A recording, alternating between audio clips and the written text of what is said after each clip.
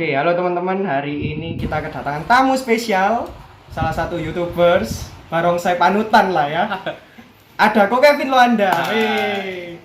Jadi Ko Kevin hari ini datang di Satria, timku, untuk ya sambang-sambang lah. Sambang-sambang itu apa ya? Bertamu.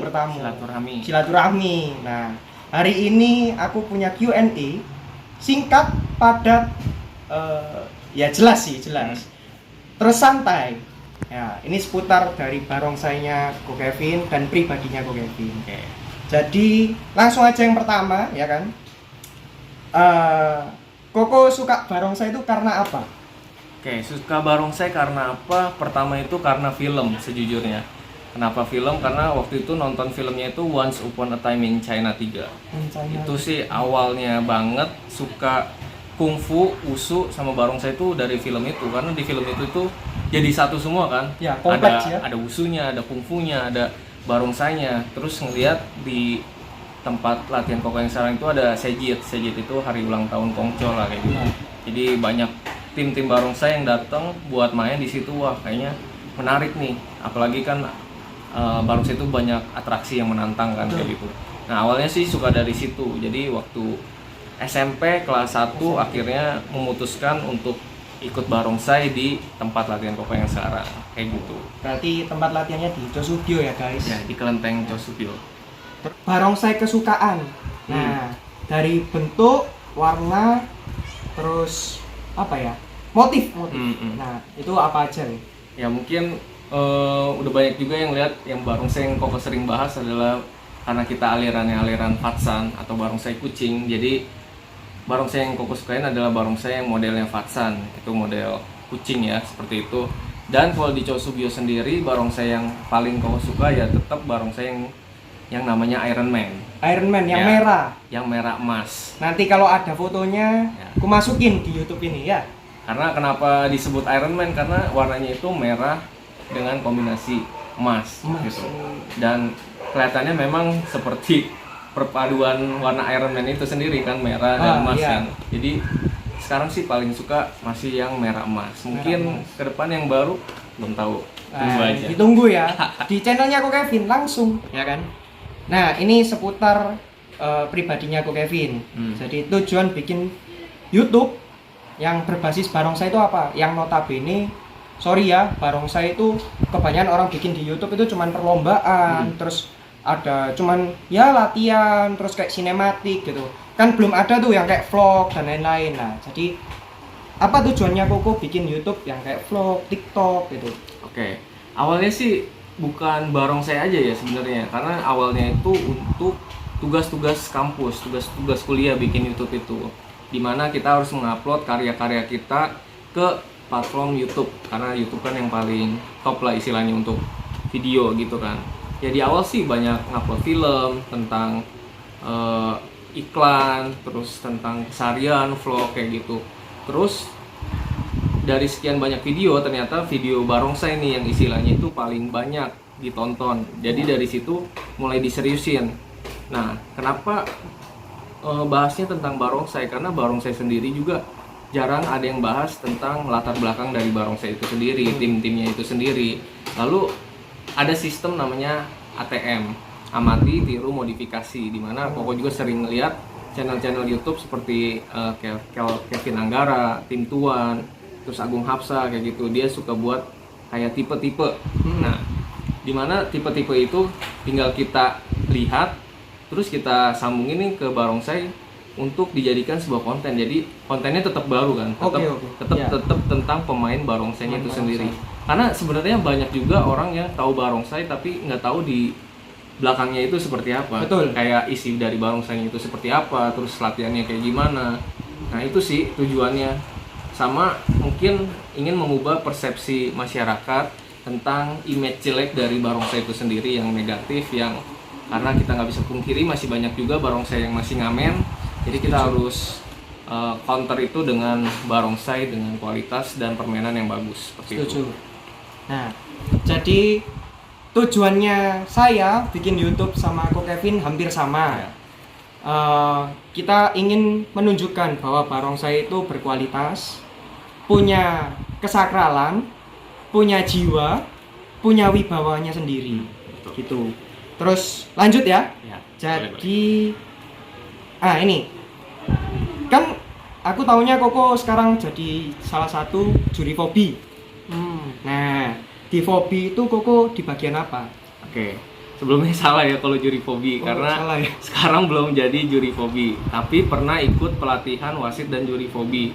Tapi untuk pengalaman untuk terjun langsung sebagai juri itu belum. Karena kenapa?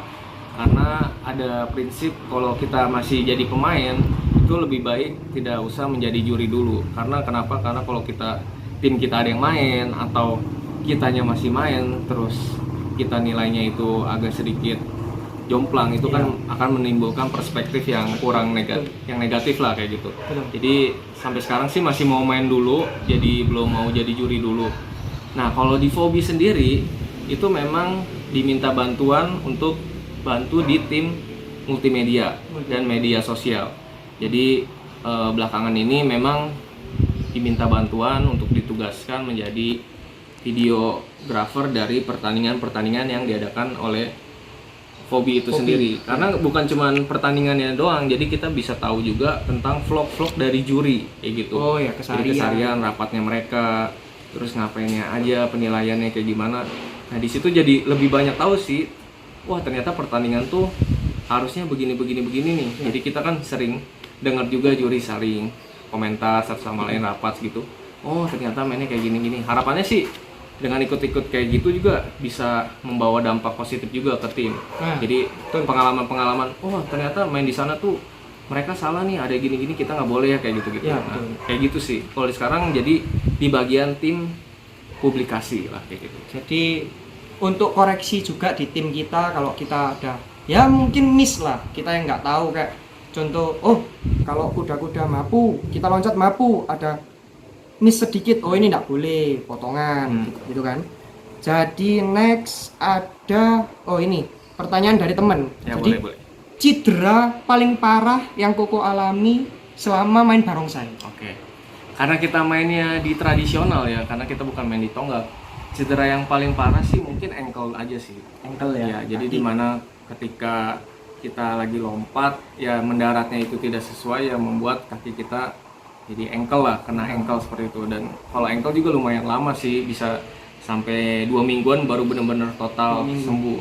Kalau yang patah kaki, patah tangan sih belum pernah, karena kita mainnya kan masih di istilahnya di lantai ya, belum pernah di tonggak yang harus lompat tinggi-tinggi kayak gitu sih. Nah, terus beberapa pertanyaan itu sering ya muncul di pertanyaanku. Kayak, kok kenapa sih kok nggak main tonggak? Kok mana sih video tonggak? Kok patok mana patok gitu kan. Lah, resiko dipatok atau tonggak itu besar gitu. Terus tempat penyimpanan juga susah. Jadi beberapa tim memang tidak semua main di tonggak gitu. Dan kemungkinan besar pun semua tim punya tonggak nantinya. Kalau dilihat ada tempat, ada pemain, terus ada pelatihnya. Dan yang paling penting itu jiwa barongsainya. Jadi kalau orang nggak ada jiwa barongsainya itu mau main apapun di barongsai nggak bisa gitu. Mungkin bisa juga sih dari Pemprovnya gitu nyediain satu tempat untuk bisa latihan bareng-bareng nih di provinsi tersebut.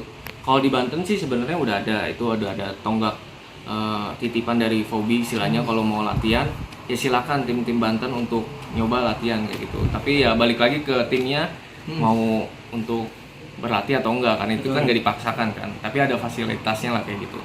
Dan resikonya besar guys kalau main tonggak ya.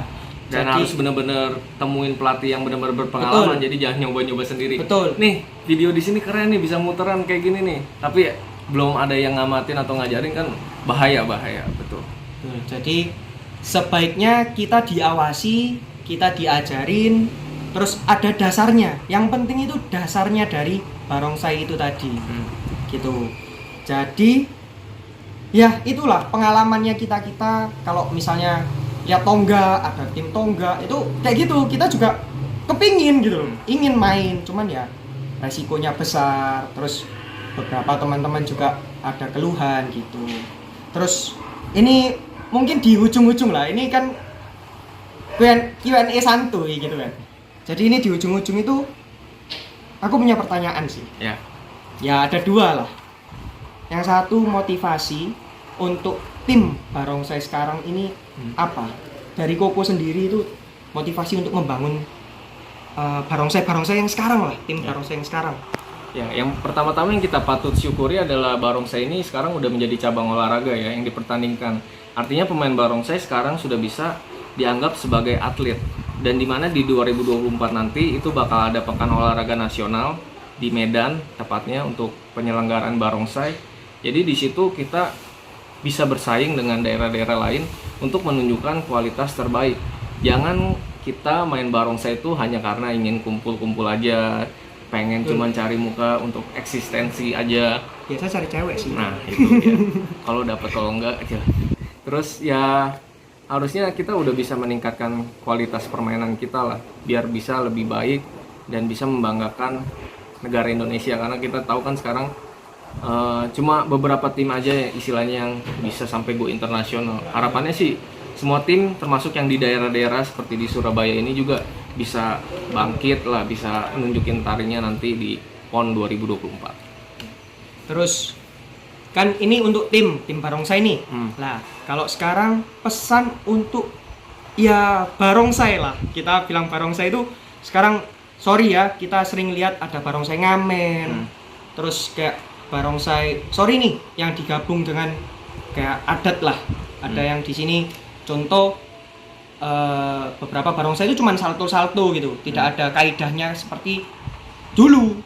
Kayak yang dulu itu harus barongsai itu tidak boleh dipegang di mata, tidak boleh pegang tanduknya gitu. Lah, pesannya Koko untuk beberapa ya teman-teman lah, teman-teman. Karena aku masih menganggap itu masih di tradisi barongsai, jadi aku masih menganggap itu teman. Jadi apa pesannya Koko?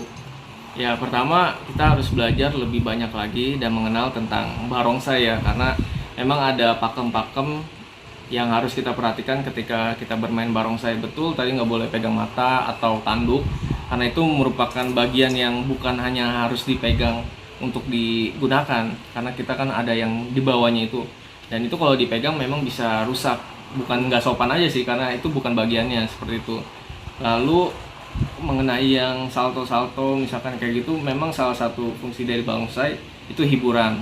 Tapi tetap kita harus perhatiin kaidah permainan barongsai itu sendiri biar kesakralannya itu tetap terjaga lah kayak gitu. Ya. Nah, itu pesan-pesan dari Kokelo ya. Jadi teman-teman yang di luar sana yang sering tanya nih, mana kolab sama Kokelo? Ini orangnya. Nah, datang langsung nih ke datang Surabaya. langsung ke Surabaya. Ke markasnya langsung. Ke markas. Boom. Lah, aku kan bingung gitu loh. Kokelo mau ke Surabaya. Nah, itu. Kalian yang bilang kolaps terus aku nggak kenal sama Kokelo. Ini kenal. Ini buktinya langsung datang, ya kan? Jadi next ya doakan ya. Jadi kalau saya bisa datang ke tempatnya Kokelo ya kan, ke markasnya. Siap, ditunggu. Jadi ditunggu gitu loh. Vlog-vlog berikutnya Q&A santuy ya kan.